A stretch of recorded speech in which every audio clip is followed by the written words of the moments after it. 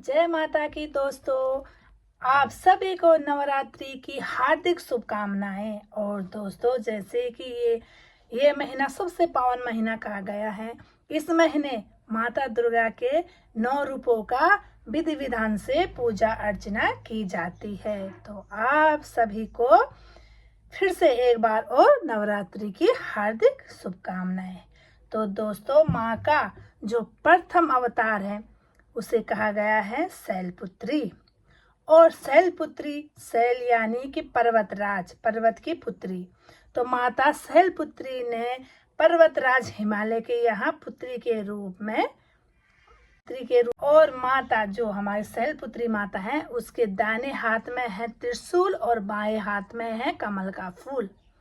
तो दोस्तों, अब मैं माता शैलपुत्री की आपको कहानी सुनाती हूँ। और शैलपुत्री जो पूर्व जन्म में थी वो थी दक्ष की बेटी सती, जिसकी कहानी लगभग आप सबने सुनी होगी कि उनकी कितनी दुख भरी कहानी थी। तो माता सती का विवाह शिव जी से हो जाता है।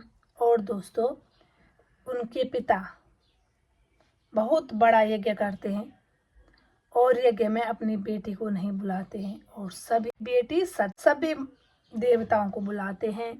उनको बोलते हैं कि तुम सबको तुम्हारे यज्ञ का भाग मिलेगा, और सिर्फ शिव जी को नहीं बुलाते हैं। तो जब पार्वती को पता चलता है कि मेरे पिता के यहाँ बहुत बड़ा यज्ञ है और मुझे भी जाना है, तो जिद करने लग गए कि मुझे भी जाना है। तो भगवान भोलेनाथ कहते हैं कि जिद मत करो सती, क्योंकि बिना बुलाए हुए कहीं नहीं जाना चाहिए। तो माता बोलती हैं कि नहीं, मुझे जाना है, जिद करती हैं। तो भगवान कहते हैं कि बिना बुलाए हुए कहीं नहीं जाना चाहिए। तो दोस्तों, सही कहा गया है कि बिना बुलाए हुए कहीं नहीं जाना चाहिए, क्योंकि माता ने जिद किया कि नहीं मुझे जाना है। तो भगवान ने कहा कि चलो तो जाओ, फिर तुम जिद कर रही हो तो चली जाओ। तो जब माता अपने पिता के यहाँ आती है, पिता दक्ष के घर पर आती है, महल में पहुँचती है और देखती है कि सभी देवी देवता वहाँ आ चुके हैं और सबके लिए अलग अलग स्थान बने हुए हैं। जैसे हम लोग सबके लिए चेयर लगाते कि यहाँ पर हमारे गेस्ट आएगा, वहाँ पर वो गेस्ट आएगा। तो सबके लिए चेयरें लगी हुई थी, सबके लिए स्थान बने हुए थे, लेकिन महादेव और माता सती के लिए कोई स्थान नहीं था। तो जब वो अपने महल दक्ष के यहाँ अपने घर में पहुँचती हैं और उसकी बहनें उसको देख के मुँह बनाने लग जाती हैं, क्योंकि उनको तो सब पता था कि इसे नहीं बुला रखा, लेकिन माता को कुछ पता नहीं था। माता तो अपने मायके बिंदास होके जा रहे थे, जैसे बेटियां जाती कि अभी भी मेरा अधिकार है वहाँ।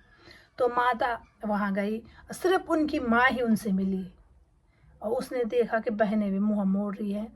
तो सती ने कहा कि पिताश्री, आपने सभी देवताओं को उनका यज्ञ का भाग दे रखा है, स्थान दे रखा है, और मेरे स्वामी, मेरे शिव शंकर, मेरे भोलेनाथ का स्थान कहाँ है। तो उसके पिता ने कहा, उसको बहुत अपमान किया, कहा कि तुम्हारा कहीं स्थान नहीं है, तुम लोग तो शमशानों में रहने वाले हो, तुम लोग तो पहाड़ों में रहने वाले हो, तुम्हारे लिए कहाँ स्थान।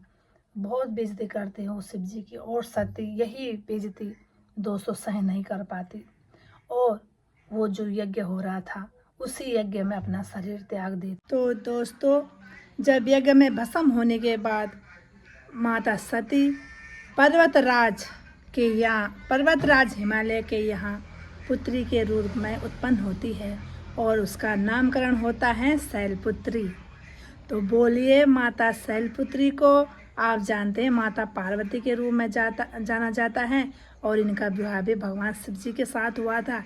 तो दोस्तों, अगर आपको मेरी लैंग्वेज में, मेरी भाषा में माँ शैलपुत्री की कथा पसंद आई हो तो दोस्तों लाइक शेयर कमेंट करना ना भूलिए। फिर से दोस्तों एक बार और जय माता दी।